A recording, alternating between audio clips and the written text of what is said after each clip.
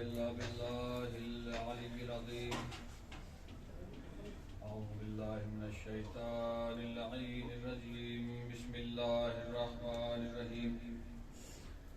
الحمد لله الأول بلا أول كان قبله، والآخر بلا آخر يكون بعده، الذي قصرت عن رؤيته أبصار الناظرين وعجزت عن نعته أوهام الواصفين. ابتدع بقدرته الخلق ابتداء واختراهم على مشيئته اختراء. وتعز من تشاء وتذل من تشاء بيدك الخير إنك على كل شيء قدير. كل من عليها فان ويبقى وجه ربك ذو الجلال والإكرام. الصلاة والسلام على أشرف الأنبياء والمرسلين وخاتم النبيين طه وياسين سيدنا ومولانا حبيب قلوبنا طبيب نفوسنا وصنا وياسنا مولانا مولى الثقلين محمود رب المغربين والمشرقين واليردارين إمام القبلتين جد الحسن والحسين بالقاسم اللهم صل على محمد وآل محمد وعلى آل بيته الطيبين الطاهرين المعصومين المظلومين المنتجبين المنتخبين. ولعنة الله على أعدائهم أجمعين من يومنا هذا إلى قيام يوم الدين.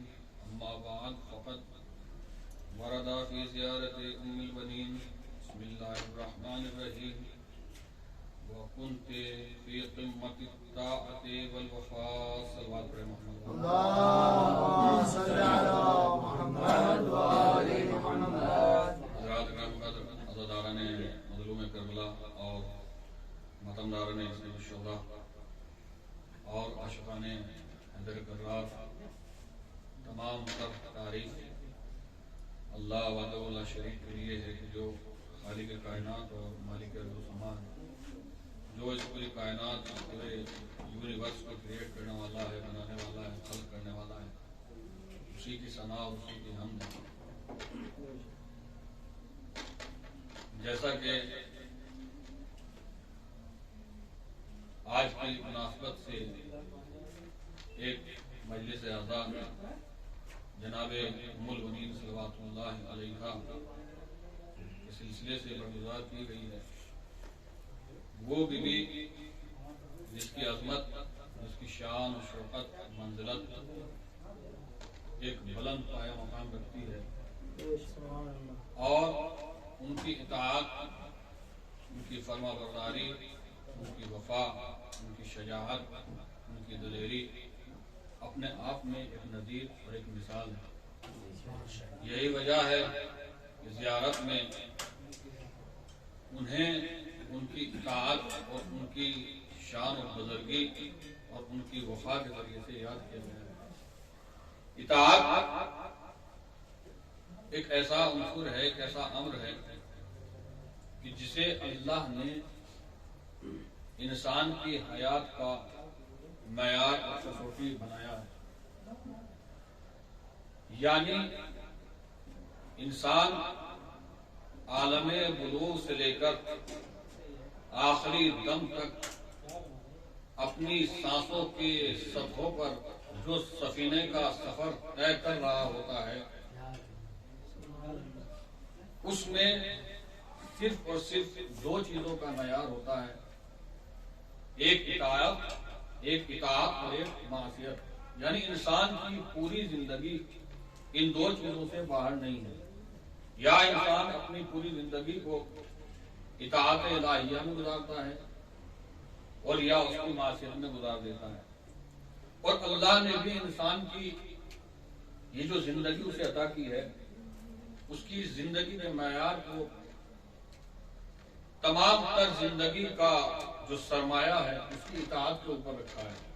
آپ دیکھیے انسان کے مرنے کے وقت سے لے کر، یعنی اگر اس کی موت میں نرمی اور سختی کے اعتبار سے دیکھا جائے تو بھی معیار اطاعت ہے. قبر کی تنگی اور کشادگی کے اعتبار سے دیکھا جائے تب بھی معیار اطاعت ہے. دوزخ اور جنت کے اعتبار سے دیکھا جائے تب بھی معیار اطاعت ہے. محشر اور حشر و نشر کو دیکھا جائے تب بھی معیار اطاعت ہے. نامہ اعمال دائیں ہاتھ اور بائیں ہاتھ میں دیکھے جائیں تب بھی معیار اطاعت ہے. یعنی اگر اس نے اپنی زندگی اطاعت الہیہ میں گزاری ہے تو اس کی موت کے وقت جو روح اس سے نکل رہی ہے تو اس میں سختی نہیں، اس میں آسانی ہوگی. اگر اطاعت الہیہ میں زندگی گزاری ہے تو اس کی قبر میں تنگی نہیں بلکہ کشادگی ہوگی. اگر اس نے اطاعت الہیہ میں زندگی گزاری ہے تو اس کے نامہ اعمال بائیں ہاتھ میں نہیں دائیں ہاتھ میں عطا کیے جائیں گے. اگر اس نے اطاعت الہیہ میں زندگی گزاری ہے تو وہ بڑی آسانی کے ساتھ پورے صراط سے گزر کر چلا جائے گا. اگر اطاعت الہیہ میں زندگی گزاری ہے تو اسے دوزخ نہیں جنت ملنے والی ہے. اب سوال یہ ہے کہ اطاعت کہتے ہیں اور اطاعت کی کیسے جائے، اللہ کی اطاعت کیسے کی جائے. مسئلہ یہ ہے کہ اللہ پروردگار ہم تیری اطاعت کیسے کریں، کیونکہ اللہ تو ہر چیز سے منزہ ہے. اللہ جسم و جسمانیت سے مبرہ اور منزہ ہے. ہم اطاعت اس کی کیسے کریں، کیسے اس کو فالو کریں؟ تو اللہ انسان کے فکر کو جانتا ہے، اللہ انسان کی عقل کو جانتا ہے، اللہ انسان کی عقل کو پہچانتا ہے. وہ جانتا تھا کہ یہ کیا سوال کر سکتا ہے، اسی لیے پروردگار نے اپنی پاک اور پاک و پاکیزہ کتاب قرآن مجید میں کہا اطیعوا اللہ واطیعوا الرسول واولی الامر منکم. اللہ کی اطاعت تمہیں اگر کرنی ہے تو دیکھو عمل رسول اور آل رسول کو اپنی زندگی میں پیمایا کر دو، وہی اللہ کی اطاعت ہے. اگر عمل رسول اور آل رسول کو آپ نے اپنی زندگی میں اتار لیا وہی اللہ کی اطاعت ہے اور اسی کے سبب تمہیں جزا ملنے والی ہے. ایک صلوات پڑھیں محمد والا.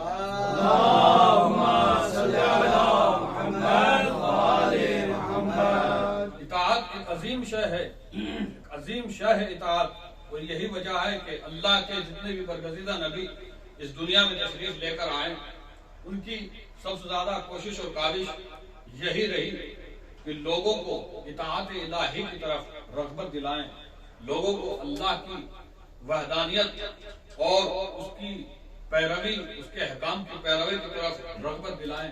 جناب آدم، جناب نوح، جناب حوا، جناب آدم، جناب نوح، جناب ابراہیم، جناب عیسیٰ، جناب موسیٰ، تمام تر نبی سب کی کوشش اور کاوش یہی ہے کہ لوگوں کو اللہ کی طرف، اس کی اطاعت کی طرف رہنمائی فرمائیں. اور ہر نبی نے اللہ کی اطاعت کی. اور دیکھیں یہاں بھی جس نبی نے جس اعتبار سے اللہ کی اطاعت کی ہے اس اعتبار سے اس کا درجہ اور اس کا منصب بلند ہے. اسی لیے کہ تمام تر نبی ہیں، 1,24,000 انبیاء، سب کے سب برابر نہیں ہیں. سب کا معیار اطاعت رکھا.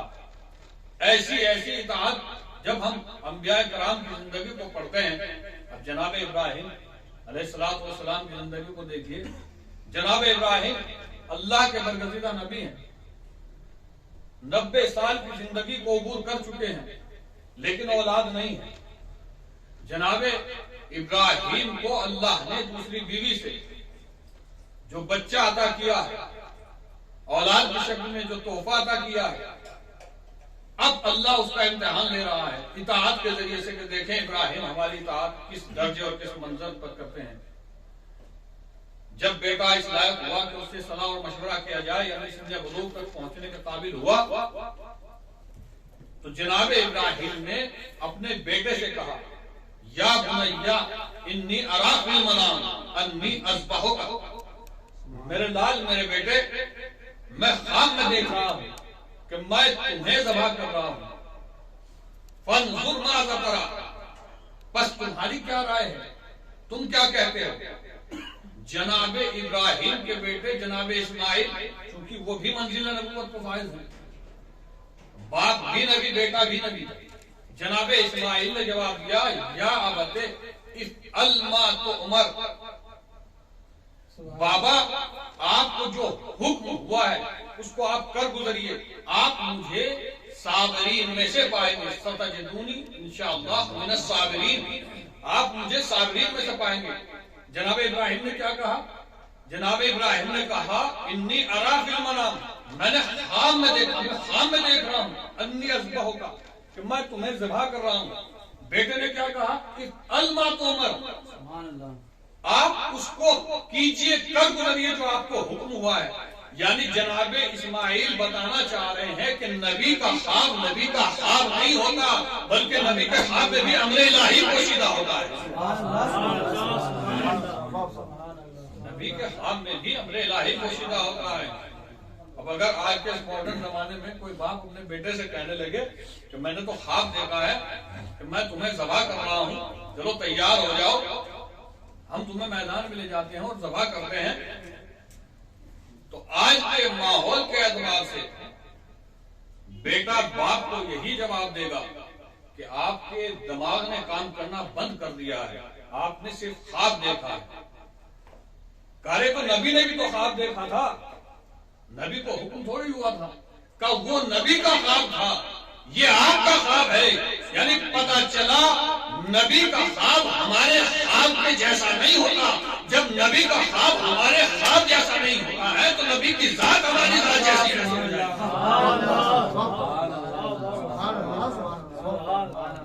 اور یہاں امر دیکھیے، اطاعت دیکھیے، جناب ابراہیم اللہ کی اطاعت میں مصروف ہیں۔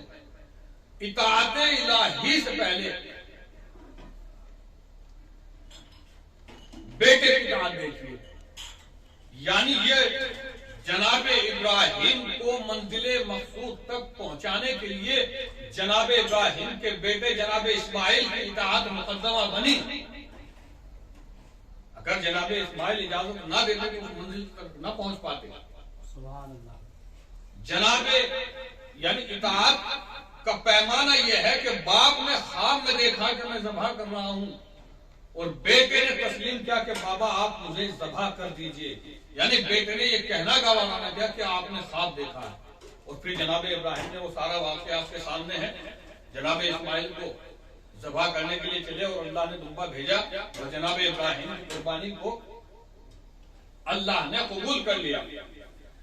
اللہ نے جب اس معیار کی اطاعت دیکھی جناب ابراہیم کی تو اللہ نے اس دن سے وعدہ کیا، ابراہیم تو نے میری محبت میں میری اطاعت میں اپنا سب کچھ لٹا دیا، اب میں بھی خدا نہیں اگر ہر سال قیامت تک تیرا ذکر اپنے بندوں تک نہ پہنچاؤں۔ اب ہر سال اور ہر محفل اور ہر مجلس میں تیرا ذکر ہوتا رہے گا۔ وہ الگ بات ہے کہ آج کے اس ماڈرن زمانے میں ٹائم پہ ہم نے عبادت کو ایک ورچوئل ایک عادت بنا لیا ہے، چونکہ عبادت سمجھ کے نہیں کی جا رہی، ایک عادت سمجھ کے کی جا رہی ہے، دکھاوا اور ریاکاری سمجھ کے کیا جا رہا ہے۔ اس لیے کہ جب جناب ابراہیم کی یاد منانے کے لیے جانور لائے جاتے ہیں تو ان کا بھی تقابل کیا جاتا ہے، ہمارا بکرا چھوٹا ہے تمہارا بکرا بڑا ہے، ہمارا 15,000 کا ہے تمہارا 20,000 کا ہے، اور گلیوں میں اسے لے جایا جاتا ہے، سڑکوں پر گھمایا جاتا ہے، ہمارا 25,000 کا ہمارا 30,000 کا ہے، اس میں 30 کلو نکلا اس میں 35 کلو نکلا ہے۔ حالانکہ اللہ کے نزدیک یہ مطلوب نہیں ہے، چونکہ اللہ کی بارگاہ میں جو دمبا جو بکرا جو اونٹ ہم ذبح کر رہے ہیں اس کا گوشت اس کا خون نہیں جاتا، اللہ کی بارگاہ میں ہمارا خلوص جاتا ہے، ہماری اطاعت جاتی ہے، ہماری محبت جاتی ہے۔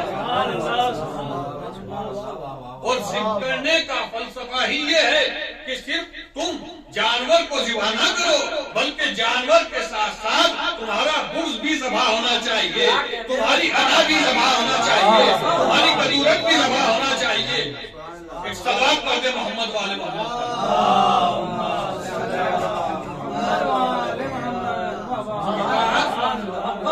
انسان کو اور انبیاء کو منزل معراج تک پہنچا دیتی ہے۔ پروردگار سارے نبی اطاعت کو فائز اور اطاعت کی ترغیب دے رہے ہیں۔ سب سے آخری نبی حضرت محمد مصطفیٰ صلی اللہ علیہ وسلم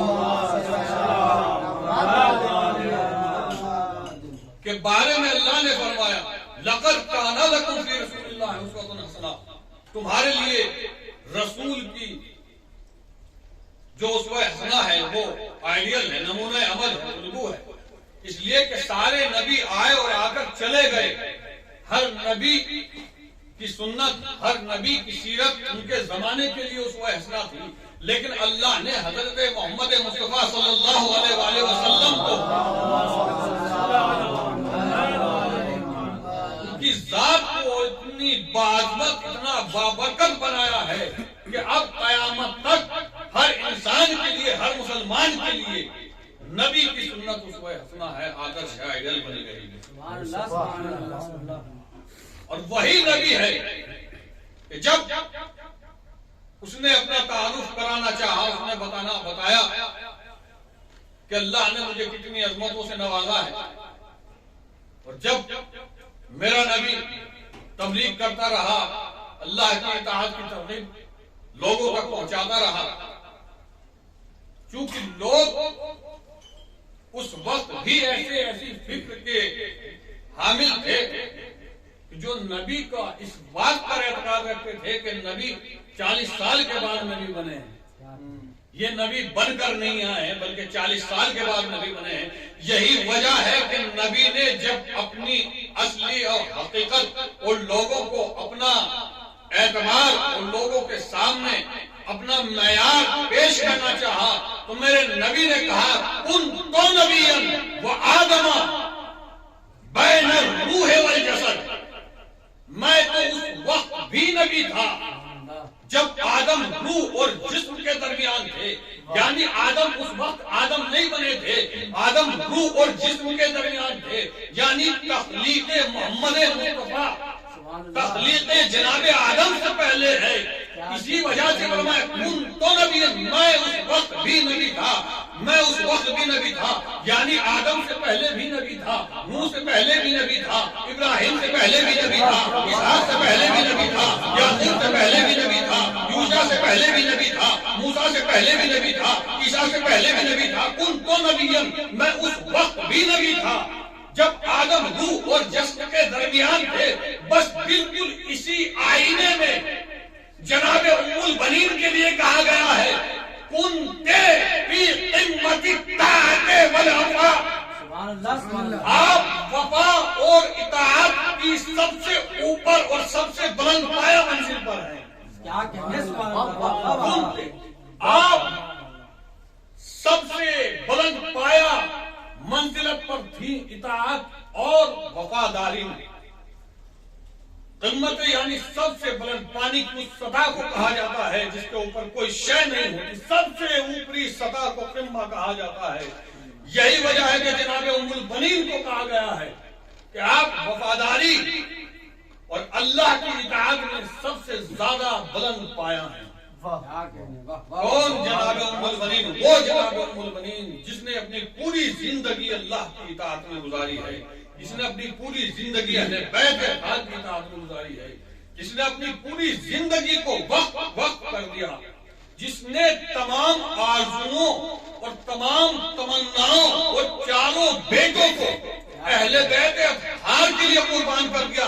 یہی وجہ ہے کہ اس بی بی نے اپنی تمام تمنائیں، تمام آرزویں، اپنی تمام اولاد اہل بیت اطہار علیہ السلام کے حوالے کر دی تو اللہ نے انہیں باب الحوائج بنا دیا۔ اب ہماری ساری حاجتیں جناب ام البنین کے ذریعے سے قبول ہوں گی۔ اگر مال چاہیے ام البنین کا واسطہ دو، دولت چاہیے ام البنین کا واسطہ دو، اولاد چاہیے ام البنین کا واسطہ دو، مصیبت میں غرق ہو گئے ہو ام البنین کا واسطہ ہو، پریشانی میں مبتلا ہو گئے ہو ام البنین کا واسطہ دو، اس لیے کہ اللہ نے انہیں باب الحوائج بنایا ہے۔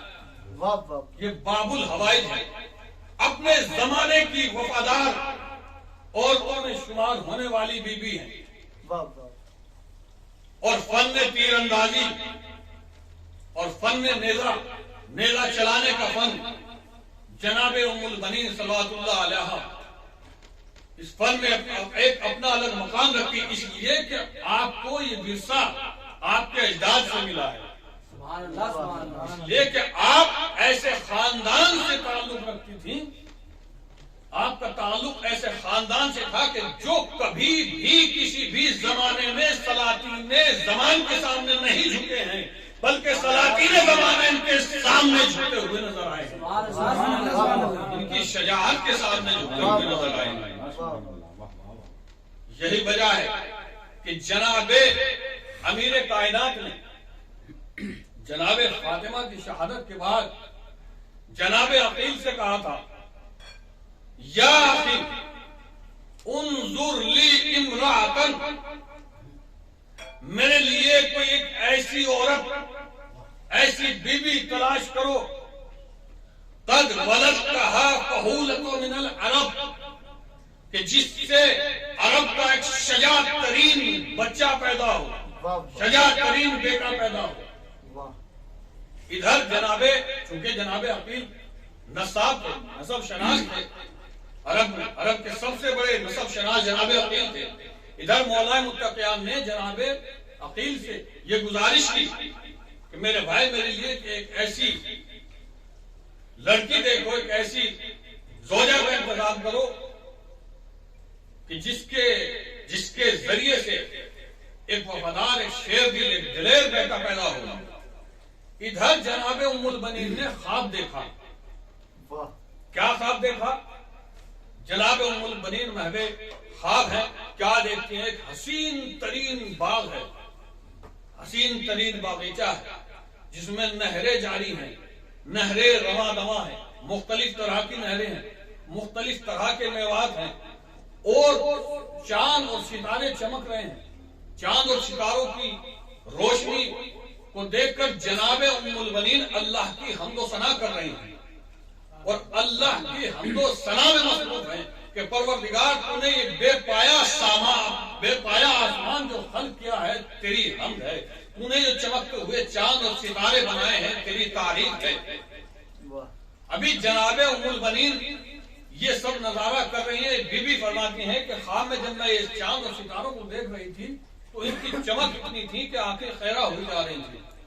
ابھی دیکھ ہی رہی تھی کہ آسمان کی بلندی سے وہ چاند زمین کی طرف حرکت کرنا شروع کیا اور زمین پر آیا، اور جناب ام البنین کے اتنے قریب آیا کہ آپ کی گود میں آ گیا۔ اس کے بعد 3 ستارے آسمان سے ٹوٹے اور 3 کے 3 ستارے جناب ام البنین کی گود میں آ گئے، آپ کی آغوش میں آ گئے۔ جناب ام البنین جیسے ہی خواب سے بیدار ہوئی تو خواب سے ڈری، اور صبح نمودار ہوتے ہی اپنی والدہ شمامہ سے خواب کو بیان کرنا شروع کیا کہ مادر گرامی میں نے ایسا خواب دیکھا ہے کہ آسمان میں ایک چاند اور 3 ستارے جو میری آغوش میں اتر کر آ گئے ہیں۔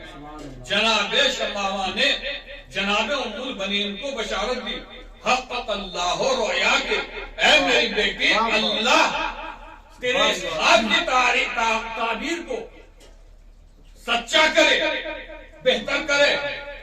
اب جناب ام البنین کی والدہ نے تعبیر کی خواب کی کہ ان قریب تمہاری شادی اس امت کے، اس قوم کے سربراہ سے ہونے والی ہے، جس سے اللہ تمہیں 4 بیٹے عطا کرے گا۔ میری لاڈلی تم نے جو چاند دیکھا ہے اس چاند سے مراد قمر بنی ہاشم حضرت ابو الفضل عباس ہوں گے، اور جو 3 ستارے دیکھیں ان 3 ستاروں سے مراد ان کے 3 بھائی ہوں گے۔ ابھی جناب ام البنین وہ خواب بتا ہی رہی تھی کہ باہر سے جناب حزام آئے، اور جناب حزام نے آ کر جناب ام البنین کی والدہ سے کہا کہ ہمارے گھر میں عقیل تشریف لائے ہیں جو علی کا رشتہ جناب ام البنین سے لے کر آئے ہیں۔ یعنی ابھی خواب بتا ہی رہی تھی کہ اللہ نے تعبیر پوری کر دی۔ جیسے ہی جناب ام البنین نے اس بات کو سنا کہ جناب عقیل جناب امیر کائنات سے رشتہ لے کر آئے ہیں، ایک مرتبہ جناب ام البنین نے اللہ کی حمد کی، اللہ کا شکر ادا کیا اور کہا پروردگار میں تو یہ دعا کرتی تھی، چونکہ جناب ام البنین ان عورتوں میں سے ہیں کہ جن کا رشتہ دینے کی بہت کم لوگ ہمت کر پائے، کسی میں ہمت نہیں تھی کہ جناب ام البنین سے رشتے کے لیے ان کے گھر چلا جائے۔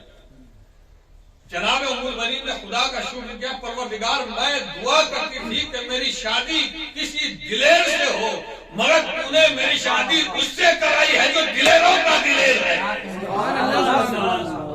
ایک صلوات پڑھنے محمد والے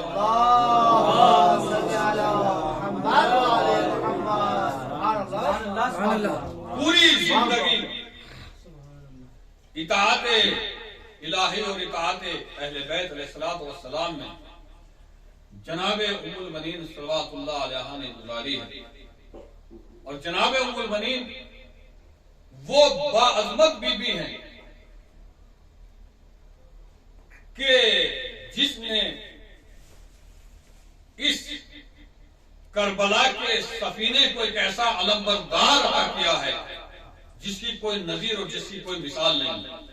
جناب ام البنین کی شجاعت کے لیے یہی کہہ دینا کافی ہے کہ جب ہم جناب عباس کی جنگوں کا مطالعہ کرتے ہیں، جب ہم جنگ صفین کو پڑھتے ہیں، جب ہم معرکہ کربلا کو پڑھتے ہیں، جب ہم کتابوں میں یہ پڑھتے ہیں کہ مولا عباس علیہ السلام کی شجاعت کیا ہے، ان کا انداز کیا ہے، ان کا وار کرنے کا طریقہ کیا ہے، بس ایک جملے میں جناب ام البنین کی شجاعت کو بیان کرنے کی کوشش کرتا ہوں کہ جو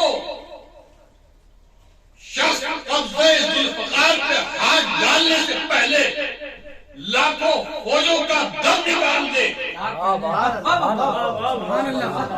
جو شخص قبضہ ذوالفقار پہ ہاتھ ڈالنے سے پہلے لاکھوں فوجوں کا دم نکال دے، اس مربیہ کے بیٹے کو عباس کہتے ہیں، اور ایسے بیٹے کی تربیت کرنے والی ماں کو ام البنین کہتے ہیں. ام البنین کی عظمت ایک بلند پایا عظمت ہے. آپ کی شجاعت ایک عظیم شجاعت کی حامل ہے. پوری کائنات میں جناب امام حسین ایک وہ واحد شخصیت ہیں کہ اللہ نے جنہیں الگ سے فضیلت عطا کی ہے.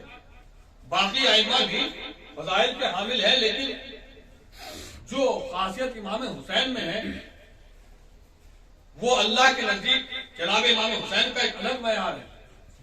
اس لیے کہ امام حسین نے اپنے نانا کے دین کو بچانے کے لیے جو کچھ حسین کے پاس تھا وہ سب کچھ لٹا دیا.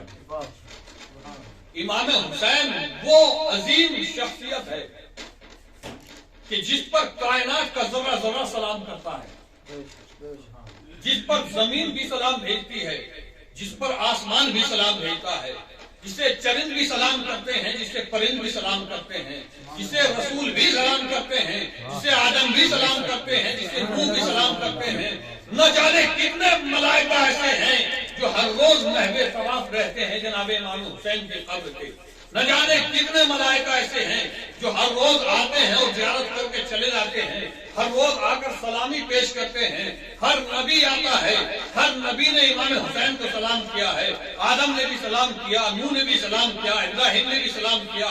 بس امام حسین علیہ السلام کی شخصیت کے لیے یہ کہہ دینا کافی سمجھتا ہوں کہ حسین وہ ہے کہ جسے کائنات کا ہر مائناز شخصیت، جسے کائنات کی ہر مائناز شخصیت سلام کرتی ہو اسے حسین کہتے ہیں. اور ہر روز سفیدی صحن نمودار ہونے کے بعد جو حسین صحن خانہ میں آ کر اپنی ماں کو سلام کرتا ہو اسے ام البنین کہتے ہیں. ایک بلند پایا عظمت کی حاملہ ہے جناب ام البنین، عظیم شخصیت. اور یہی وجہ ہے کہ جناب امیر کائنات کی قدر و منزلت جناب ام البنین کے نزدیک کتنی ہے. بی بی کا جو ازدواج جناب امیر کائنات سے ہوا تقریباً 23 یا 24 ہجری میں ہوا، کیونکہ مولا عباس کی ولادت 24 سے 25 ہجری میں ہے. جناب ام البنین کی شادی جب امیر کائنات سے ہوئی 24 ہجری، اور مولا متقیان کو جو ضرب شہادت واقع ہوئی ہے وہ 40 ہجری، اور 40 ہجری کے بعد جناب ام البنین سن 64 ہجری میں دنیا سے رخصت ہوئی. یعنی تاریخ میں ملتا ہے کہ جناب ام البنین مولا متقیان کے بعد تقریباً 26 سال زندہ رہی، لیکن وقار امیر کائنات،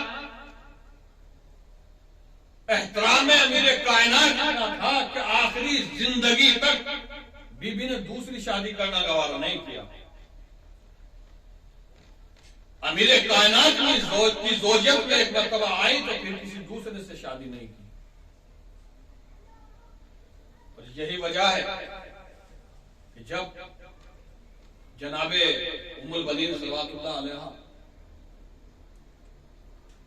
کی شادی جناب امیر کائنات سے ہوئی اور آپ گھر پر آئی ہیں، تو گھر پر آنے کے بعد آپ نے جناب امیر کائنات سے کہا کہ مولا مجھے فاطمہ کے نام سے مت بلائیے،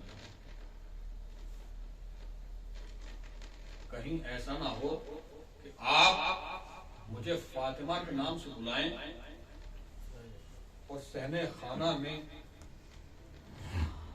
حسن و حسین کو اپنی ماں کی یاد آ جائے. مولا میں اس گھر میں کنیز بن کے آئی ہوں، میں فاطمہ کی کنیز بن کے آئی ہوں، میں ان بچوں کی خدمت کرنے کے لیے آئی ہوں. عزاداران مظلوم کربلا، کیا اثار ہے جناب ام البنین کا، کیا قربانی ہے جناب ام البنین کی، کیا اطاعت ہے جناب ام البنین کی. تاریخ میں لکھا ہے کہ جب مولا عباس علیہ السلام کی ولادت ہوئی تو جناب ام البنین نے جناب حسنین کو بلایا، اور جناب حسنین کو بلانے کے بعد مولا عباس کو اپنی گود میں لیا اور حسنین کا صدقہ اتار دیا، اور صدقہ اتارنے کے بعد کہا کہ میرا عباس حسنین کا صدقہ ہے، میں عباس کو حسنین کا صدقہ اتارتا ہوں. عزاداران مظلوم کربلا کون ام البنین ہے؟ وہ ام البنین کہ جب مدینے سے یہ قافلہ کربلا کی طرف چلا تو ایک مرتبہ مولا عباس کو جناب ام البنین نے ہدایت کی اور کہا میرے لال کبھی اپنے آپ کو حسین جیسا مت سمجھ لینا، میرے لال کبھی اپنے آپ کو حسین جیسا مت سمجھنا، یہ تمہارے آقا ہیں، یہ تمہارے امام ہیں. دیکھو جب تک جان میں جان رہے تو اپنے آقا حسین کی اتباع اور پیروی کرتے رہنا. ہاں عزاداران مظلوم کربلا، جب جناب ام البنین کی بے کسی اور مظلومی آپ یہاں سے اندازہ لگائیے کہ کربلا کے میدان میں بہت ساری مائیں تھیں کہ جن کے بچے قتل ہو گئے، بہت ساری مائیں تھیں جن کے بچے کربلا کے میدان میں شہید ہوئے. وہب کی ماں جس کا بیٹا 18 سال کا دولہا تھا کے سامنے قتل ہو گیا، جناب زینب کے دونوں بچے قتل ہو گئے، جناب رباب کا بیٹا قتل ہو گیا، جناب ام لیلہ کا بیٹا قتل ہوا، جناب زینب کے دونوں بیٹے قتل ہوئے. مگر ہر ماں نے اپنے بیٹے کا آخری دیدار کر لیا ہے، ہر ماں نے اپنے بیٹے کا آخری دیدار کیا ہے. مگر عزاداران مظلوم کربلا جناب ام البنین وہ بے کس اور وہ مظلوم ماں ہے جس کے 4 بیٹے کربلا کی سرزمین پر قتل ہو گئے ہیں، مگر کسی ایک کا بھی آخری دیدار نہ کر سکی. عزاداران مظلوم کربلا جب یہ قافلہ اسیر ہونے کے بعد مدینے گیا نا تو بشیر بن جزلم نے جب مدینے میں جا کر منادی دی کہ حسین قتل ہو گئے ہیں، ایک مرتبہ جناب ام البنین کے کانوں میں یہ آواز پہنچی کہ بشیر اعلان کر رہا ہے حسین قتل ہو گئے ہیں. جب بشیر جناب ام البنین کے پاس پہنچا تو ایک مرتبہ بشیر گھبرا گیا، کہیں ایسا نہ ہو کہ جناب ام البنین عباس کے غم کو سنبھال نہ سکے، کبھی ایسا نہ ہو کہ جناب ام البنین عباس کے غم کو برداشت نہ کر سکے. ایک مرتبہ جناب ام البنین نے کہا کہ تو کیا کہتا ہے بشیر؟ ایک مرتبہ جب بشیر کہتا ہے کہ آپ کا ایک بیٹا کربلا کے میدان میں قتل ہو گیا. جناب ام البنین نے بیٹے کے بارے میں سوال نہیں کیا بلکہ کہا یہ بتا حسین کی کیا خبر ہے؟ بشیر کہتا ہے کہ بی بی آپ کا دوسرا بیٹا بھی کربلا کے میدان میں شہید ہو گیا. جناب ام البنین کہتی ہے ارے میں تجھ سے حسین کے بارے میں پوچھ رہی ہوں، کہا بی بی آپ کا تیسرا بیٹا بھی شہید ہو گیا، کہا حسین کی خبر کیا ہے؟ کہا بی بی عباس مارے گئے. ایک مرتبہ جناب ام البنین کہتی ہے بشیر ارے زمین اور آسمان حسین کے اوپر فدا ہو جائے، میں حسین کی خبر پوچھ رہی ہوں، تو مجھے میرے بیٹوں کے بارے میں بتا رہا ہے. ایک مرتبہ بشیر کہتا ہے بی بی ارے آپ کا حسین کربلا کے میدان میں 3